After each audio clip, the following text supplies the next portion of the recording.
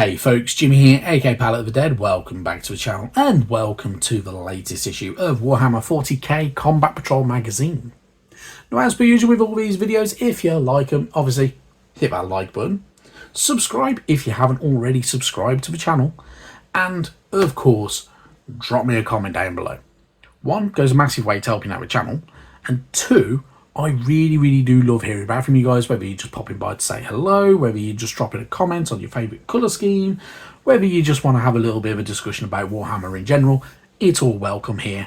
And, you know, if I can't answer questions, there may be somebody else in the comments that can. If you have a little bit of a hobby, you know, advice that you need or something like that. Anyway, this week, we are on issue number 87 of Good Old Combat Patrol magazine, and if you think that these two sprues are familiar, that is because, yeah, they are. We had these with issue 85, so we had exactly the same two sprues. Next week we'll get the same sprue as what we had last week, and also the same bases, and that is because the Combat Patrol itself of the World Eaters contains 20 of the khorne Berzerkers. So this week we have part 1 of 2 of 10 khorne Berzerkers. So if you like your Chaos Space Marines and you like them all a bit khornified, you know, multiples of these issues is really cool if you want a big army anyway. But yeah, pretty cool stuff. They are really good minis. There are obviously some slight build variances that can be done with these chappies. If you want to find full instructions for every other build option for the World Eaters, you can find them through Google. There are a couple of websites that have them all the entire instructions that you'd get if you bought the box of these from GW that have been uploaded to them. So it's worth having a nosy and keeping your eye out for them, because you can do it if you really wanted to. If you don't want to, you don't have to. If you want to follow the guide in the magazine, you can find the guide in the magazine. Your choice. Anyway, talking about the guide in the magazine, it is carbon copy of what we had 2 weeks ago. So we have exactly the same part, so if you want to build them ever so slightly different from how you built the last lot, you can do. So if you went all of them helmets last time round, you can go all of them without helmets this time round. If you wanted to have a mix match, you can have a mix match. If you want to change different, make sure different backpacks are on different ones, you can do, and everything like that. So you have that little bit of chance to play around with it and get it just right to how you want it to be. But otherwise, yeah, there's not really much more to it. There may be, I've not double checked, some slight variances on builds. I don't believe there is. It looks pretty much identical to exactly what we had 2 weeks ago. So yeah, it is what it is. But they're a pretty decent unit.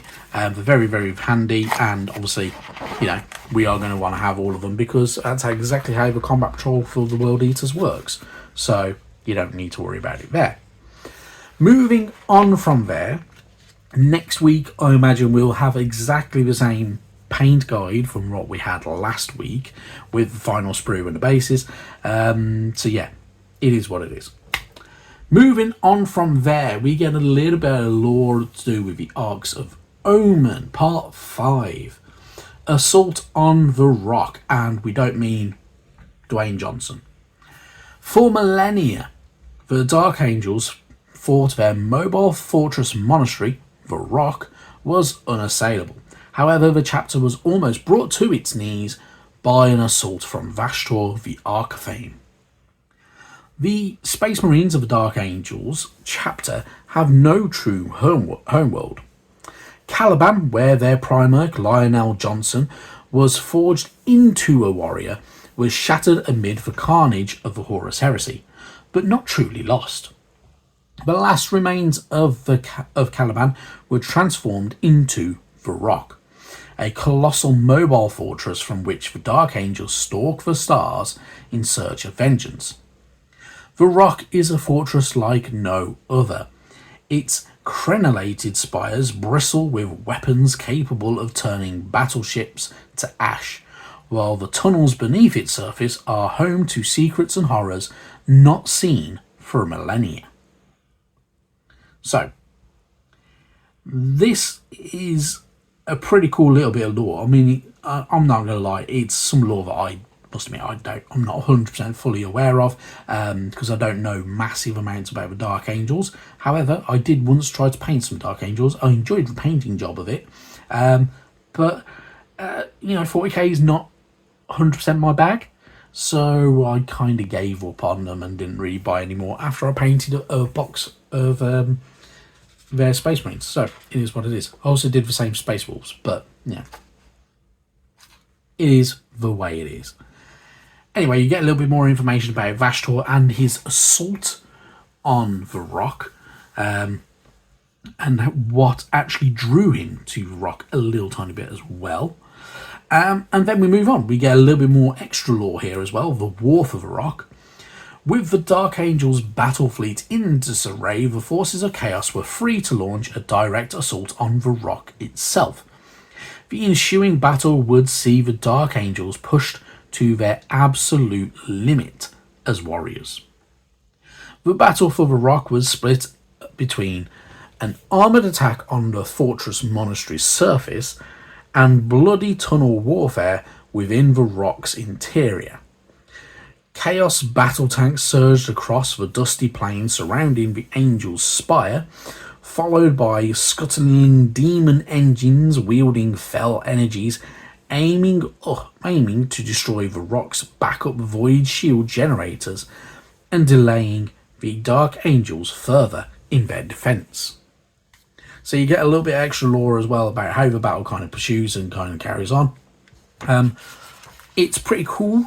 I must admit, there's a lot of stuff here that I just don't know because I'm not super well into the good old Dark Angels lore. But you find out a little bit more about Vashtor and the fact that victory does kind of seem inevitable for him, and the arch manipulator of that is the demon prince known as Be'lakor, who appears in both 40k and Age of Sigmar and the Old World. So he appears here, there, and everywhere. And how they were kind of close to pushing Dark Angels to the brink of extinction, really. And the fact that it all fell to Azrael, the chapter master of Dark Angels, to stop the Archvane's advance, and so on. Pretty cool stuff. And good old salvation for the Dark Angels came from a very unexpected quarter. So it's well worth having a bit of a read into it if you want to go super deep into the lore for obviously the Dark Angels, or if you want to know the Blood Angels or anyone like that, or a lot of the other Space Marine chapters and pretty much every other faction that you can get in Warhammer 40k. Obviously grab yourself a codex. Every new edition, pretty much, there is generally a new codex for nearly every faction. So some lore will change a little bit, tweaks here and there, depending on the release window. And obviously we have a new edition of Warhammer 40k on the horizon. So some of the Dark Angels lore may change around that. I doubt it though. I think majority of the lore that's on the pages here will stay the same. They will just expand certain little niche bits of lore over time. But yeah, pretty cool. And yeah, should be really good fun. Moving on, obviously you get a collect page for our Khorne Berzerkers Unit 2. So you get to give them the usual name, you get to tick off whether you've built it, painted it and played with it, and all that good stuff. Give them a background. Obviously you've got the data sheet on the other side, which we've already had, so we don't need to go too much into that because, it's identical to the previous one. So yeah, it is what it is. So yeah. Moving on from there though, we get more information about utilising our World Eaters. So they have their own faction ability. So they have the Blessings of Khorne. So Khorne, as with all Chaos Demons, provides blessings to those who exalt his name. Khorne cares not for mortal fripperies, whatever that means. I'm completely kind of drawing a blank on that one today. Instead, he demands that his followers spill blood in his name. When playing games with your World Eaters, you make a roll at the beginning of each battle round to see what blessings of khorne are active. So you get to have a little bit of play with that, and you get a little bit of information about how to utilize it as well. So in the examples, and how you can utilize all of that type of good stuff. You also get the fact that they have, a wrathful devotion, they have total carnage and warp blades as part of their good old faction specific abilities, which are pretty damn cool. We also move on, we get combat patrol rules for the World Eaters, so the usual enhancements, secondary objectives and stratagems for the Berzerkers and the khornate warriors that are, make up this fat army. So whether you go for the enhancements, which are obviously schools for khorne, so obviously, every time you can collect a school, khorne's going to love you for it.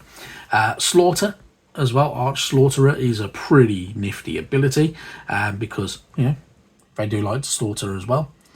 Your secondary objectives, whether it's Ravage and Ransack and Blood Offering, and then finally your stratagems, Rage Unchecked, Unstoppable Fury, and Overwhelming Onslaught. So, pretty cool bits. That's pretty much it. So, moving on, next week, obviously part 2 of 2 is the rest of our, the other sprue for our khorne berserkers and the bases. We'll get the paint guide, we get Bonds of Honor, and more information about the Arks of Omen. Issue 89 and 90 are also going to be a 2-parter. So, across that in 2 issues, we get our Forge Fiend, which is the big Chaos Demon Engine unit that is our bonus World Eaters unit. However, it can actually be used for pretty much any other Chaos faction. So if you wanted to go with your normal Chaos Space Marines that we had all the way back towards the beginning of the magazine's run, you can do it. You can add him to that if you really, really wanted to. If you want to put, I don't know, you want to get yourself some Thousand Suns, you can do, and you can add it to that. So you can have a little bit of a play around with it and kind of choose which faction you want it to go with. I must admit, personally, I probably will put it with the World Eaters, just because I can, in all honesty. And then that'll be the end of the magazine's run. So it's, it feels like it's taken a long time to get from issue 1 to here, but now we're here, it is going to literally fly by to finishing off the magazine, in all honesty. And then we'll just be left with Spearhead for the time being. But if you want to carry on your Warhammer 40k journey, obviously there will be a new edition of Warhammer 40k that is on the horizon. They did all their unboxing and kind of showing off each individual mini. I expect that to go up for pre-order relatively soon, so keep an eye out for that if you really, really want to go for the new edition. Obviously, you're going to be getting more Orcs and more Space Marines, which is pretty cool for the Armageddon box set that it's called now. So yeah, should be really good fun. Right, that is more than enough from me. Thank you very, very much for watching, and I will see you very soon. Bye-bye now.